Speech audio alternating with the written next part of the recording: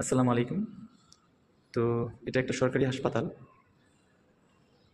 তো সরকারি হাসপাতালটা সব কিছুই ভালো, কিন্তু যে ওয়াশরুমের পরিস্থিতি আপনাদের দেখাবো।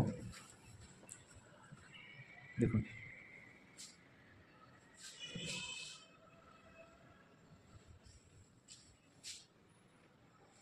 এখানকার ডাক্তারদের ব্যবহার খুবই ভালো, নার্সদের ব্যবহারও ভালো, বাট ওয়াশরুমগুলো এতটাই জঘন্য যে একটা ভুতুড়ে পরিবেশ হয়ে গেছে।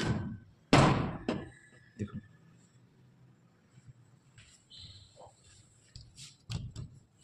লাগানো আছে।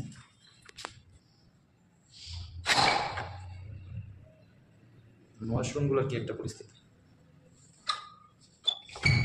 আমি কর্তৃপক্ষের দৃষ্টি আকর্ষণ করতেছি যে বাংলাদেশের যে সরকারি হসপিটালগুলোর যে ওয়াশরুমগুলো যেন সুন্দর রাখা হয়।